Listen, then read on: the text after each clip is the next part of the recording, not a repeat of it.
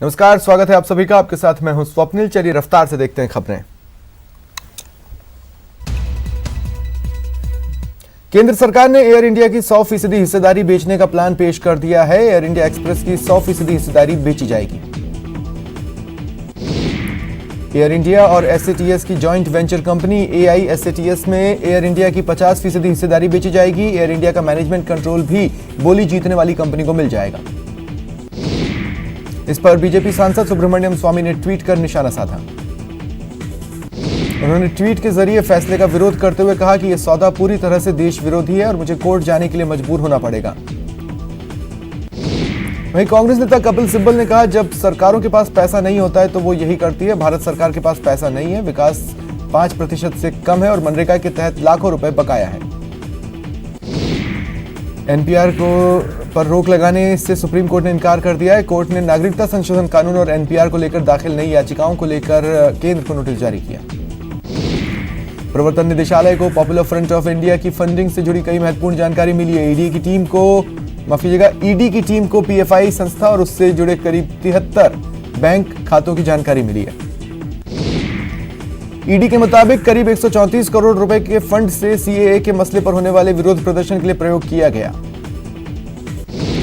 Nirbhaya case के दोषी मुकेश ने सुप्रीम कोर्ट से मांग की है कि राष्ट्रपति द्वारा उसकी दया याचिका खारिज करने के खिलाफ दाखिल उसकी याचिका पर तत्काल सुनवाई हो। चीफ जस्टिस ने इस मामले पर कहा, अगर किसी को 1 फरवरी को फांसी दी जा रही है तो उसकी प्राथमिकता सबसे पहले होनी चाहिए। वहीं दोषी पवन के पिता की याचिका पर दिल्ली के पटियाला हाउस कोर्ट आज शाम 4 बजे फैसला सुनाएगा। भारत में कोरोना वायरस ने दस्तक दी। अब तक चीन में 80 लोगों की मौत हो चुकी है।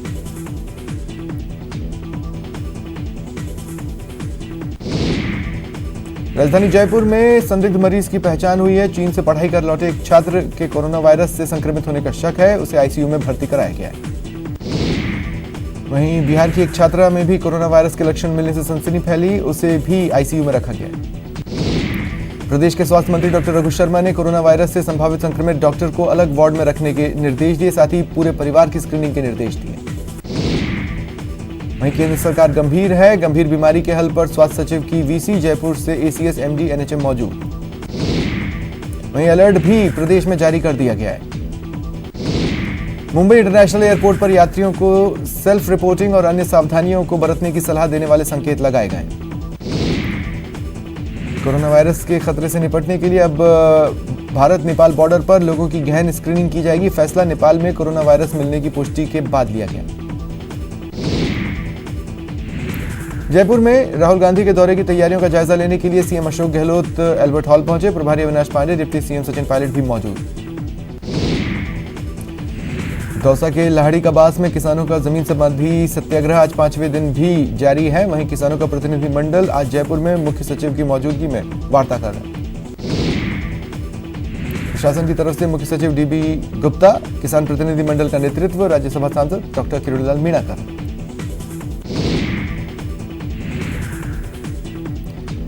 इससे पहले आज ये प्रतिनिधिमंडल जयपुर के लिए आंदोलन स्थल से रवाना हुआ। राजस्थान का बमकांड पहुंचा सुप्रीम कोर्ट। गहलोत सरकार पहुंची सुप्रीम कोर्ट। सुप्रीम कोर्ट ने आरोपियों को जारी किया नोटिस। कंकणी हिरण शिकार मामले में जोधपुर हाईकोर्ट में सुनवाई टल गई। सीजेएम कोर्ट ने आरोपियों को हिरण शिकार मामले में संदेह का लाभ देते हुए बरी किया था।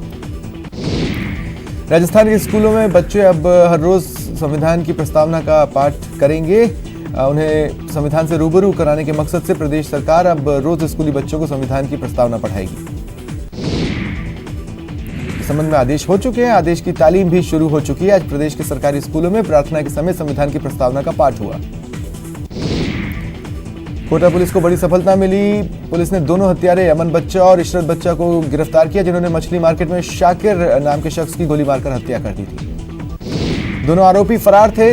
उन्हें महाराष्ट्र में से गिरफ्तार किया गया है।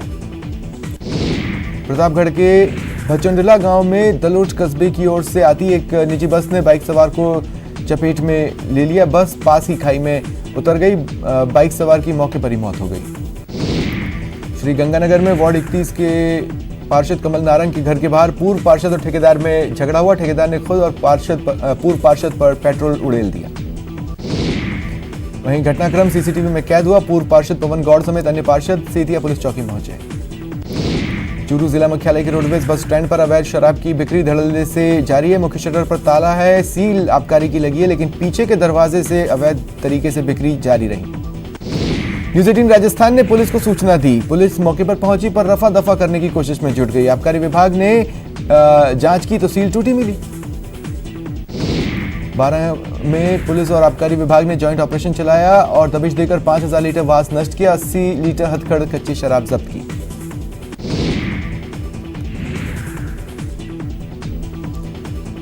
जोधपुर में नगर निगम ने अतिक्रमण के खिलाफ कार्रवाई की और करीब 3 गाड़ी सामान जब्त किया। प्रतापगढ़ जिले के धमोतर थाना क्षेत्र के बारावरदा गांव के पास एक कार में आग लगने से कार पूरी तरह जलकर राख हो गई।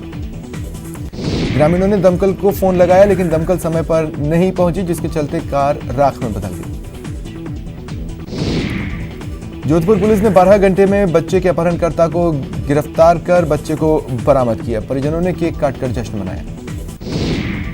सवाई माधोपुर जिले के गंगापुर सिटी कस्बे में नागरिकता विधेयक कानून के मसले पर घमासान है। सुबह बाजारों में सन्नाटा छाया हुआ है। सवाई माधोपुर कलेक्टर डॉक्टर सत्यपाल सिंह और पुलिस अधीक्षक सुधीर चौधरी गंगापुर सिटी कस्बे के दौरे पर रहे। अजमेर के केकड़ी कस्बे में स्वतंत्रता सेनानी बृजकिशोर शर्मा का आज राजकीय सम्मान के साथ अंतिम संस्कार किया गया।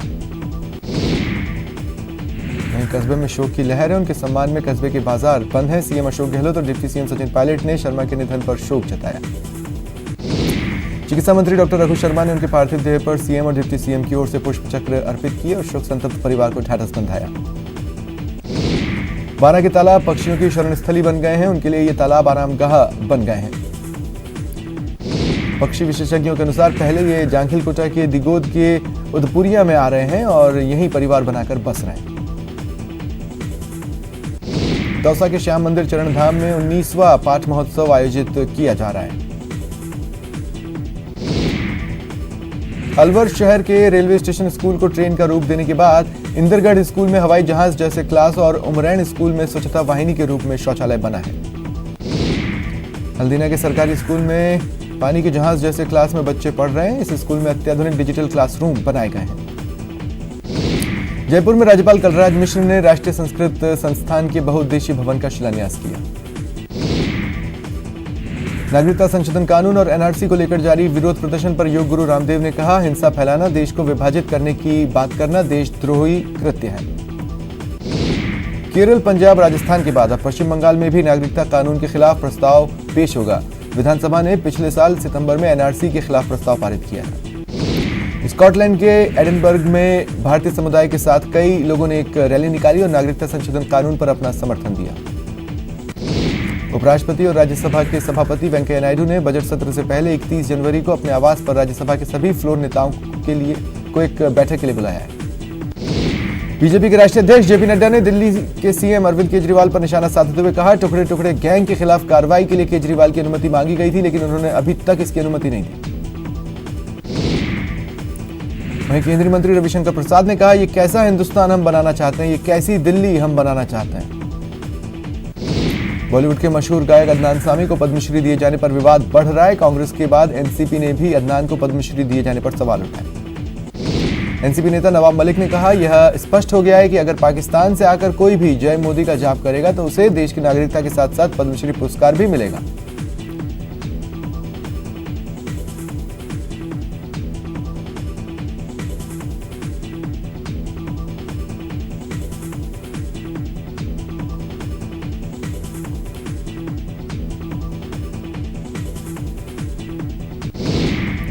चुनाव में एएपी के लिए रणनीति बनाने वाले प्रशांत किशोर ने सोमवार को केंद्रीय गृह मंत्री अमित शाह को जवाब दिया। प्रशांत किशोर ने ट्वीट किया, जोर का झटका धीरे से ही लगना चाहिए। प्रशांत किशोर ने ट्वीट किया, 8 फरवरी को दिल्ली में ईवीएम का बटन तो प्यार से ही दबेगा, जोर का झटका धीरे से लगना चाहिए ताकि आपसी भाईचारा और सौहार्द खतरे में न पड़े। तमिलनाडु के मदुरई में बस पलटने की घटना में तकरीबन 20 स्टूडेंट्स घायल हो गए। केस दर्ज कर मामले की जांच की जा रही है। मुंबई में आज से आधी रात से कुछ इलाकों में मॉल और मल्टीप्लेक्स 24 घंटे खुले रहेंगे। महाराष्ट्र सरकार का अनुमान है इससे अगले 3 साल में कम से कम 5 लाख लोगों को रोजगार मिलेगा। कर्नाटक के जेडीएस नेता और पूर्व मंत्री अमरनाथ शेट्टी का मंगलुरु में निधन हो गया। आंध्र प्रदेश मंत्रिमंडल की आज अहम बैठक होगी जिसमें राज्य विधान परिषद के भविष्य पर फैसला होगा। भीम आर्मी के प्रमुख चंद्रशेखर आजाद को हैदराबाद पुलिस ने गिरफ्तार किया। वह एनआरसी, सीएए, एनपीआर के खिलाफ जनसभा को संबोधित करने के लिए हैदराबाद पहुंचे थे। 580 दिन बाद रांची में लालू प्रसाद से मिलने पहुंची राबड़ी देवी। बेटी मीसा भारती भी उनके साथ रही। फिर अलग अंदाज में दिखे तेज प्रताप यादव, लोगों को दिया कुल्हड़ में चाय पीने का संदेश। ग्रेटर नोएडा के गौरव चंदेल हत्याकांड का खुलासा, मिर्ची गैंग ने लूटपाट के लिए की हत्या। जौनपुर में आग का तांडव, शॉर्ट सर्किट से लगी भीषण आग, लाखों का नुकसान। यूपी के सीतापुर में जहरीली शराब पीने से एक की मौत, गंभीर हालत में एक का लखनऊ में इलाज जारी, 3 लोग हिरासत में। हरिद्वार में अमेजन के डिलीवरी ऑफिस में 13 लाख की चोरी, सीसीटीवी के साथ डीवीआर भी ले उड़े शातिर चोर। नगर निगम देहरादून द्वारा व्यापारियों पर लगाए गए लाइसेंसी फीस मामले में व्यापारियों में रोष देखने को मिल रहा है। यूपी माफ कीजिएगा, मुरैना में एक युवक की गोली मारकर हत्या कर दी गई। एमपी के ग्वालियर सेंट्रल जेल में कैदी की मौत, जेल परिसर में पेड़ पर लटका मिला शव, 3 प्रहरी सस्पेंड। भोपाल की पुलिस होमगार्ड लाइन पर आज प्रदेश भर के होमगार्ड जवानों ने धरना प्रदर्शन किया। जवानों की प्रमुख मांगे हैं, होमगार्डों को नियमित कर राज्य कर्मचारी का दर्जा दिया जाए, रोटेशन प्रणाली समाप्त की जाए। देशद्रोह के आरोपी शर्जिल इमाम की तलाश में जहानाबाद में छापेमारी, अब तक पुलिस की गिरफ्त से बाहर। झारखंड के गिरिडीह से हडकोर महिला नक्सली गिरफ्तार, 25 लाख रुपए का था इनाम। झारखंड के जमशेदपुर में घर के बाहर खड़ी कार में लगी आग, फायर ब्रिगेड ने पाया काबू। झारखंड के बोकारो में सिटी थाना क्षेत्र के NH-23 पर आउट ऑफ टाउन होटल में अपराधियों ने शराब खरीदने को लेकर हंगामा किया। जानकारी पर सिटी डीएसपी के साथ पुलिस बल मौके पर पहुंचा और जांच में जुट गए। बिहार के दरभंगा में कोर्ट गेट के सामने हाई वोल्टेज ड्रामा, प्रेम प्रसंग को लेकर हंगामा हुआ बताया जा रहा है। स्थानीय लोगों के अनुसार कोर्ट के सामने लड़की की किडनैपिंग की कोशिश की गई, तभी बवाल शुरू हुआ।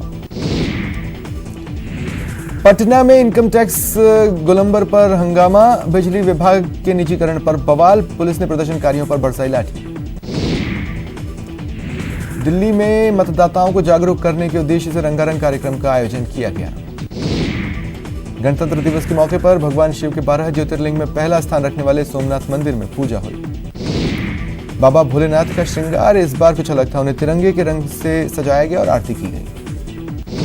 मुंबई में दाऊदी बोहरा क्रिकेट टूर्नामेंट का आयोजन किया गया। इसे देखने के लिए दाऊदी बोहरा समुदाय के काफी संख्या में लोग मौजूद थे।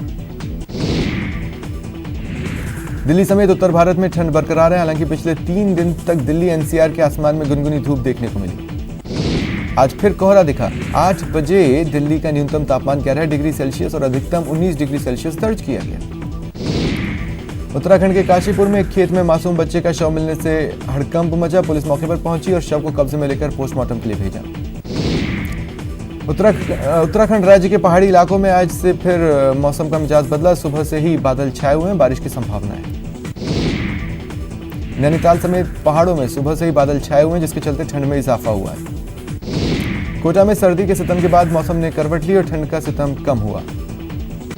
12 में आज का न्यूनतम तापमान 12.6 डिग्री रिकॉर्ड किया गया। बादलों के छाने से विजिबिलिटी में कल की अपेक्षा सुधार हुआ है। इराक की राजधानी बगदाद में अमेरिकी दूतावास के पास रॉकेट हमला हुआ। दूतावास के पास 5 रॉकेट गिराए गए हैं। अमेरिका में खालिस्तानी एक्टिविस्ट गुरपतवंत सिंह पन्नू द्वारा भारतीय संविधान की कॉपी जलाने से नाराज भारतीय मूल के लोगों ने न्यूयॉर्क में उनका पुतला जलाया। आईपीएल की संचालन परिषद आने वाले सीजन के रात के मैच 7:30 पर शुरू करने के मुद्दे पर चर्चा। राजधानी में होने वाली बैठक के दौरान अध्यक्ष सौरभ गांगुली और सचिव जय शाह समेत बीसीसीआई के शीर्ष पदाधिकारियों के 3 सदस्यीय क्रिकेट सलाहकार समिति को भी अंतिम रूप देने की उम्मीद।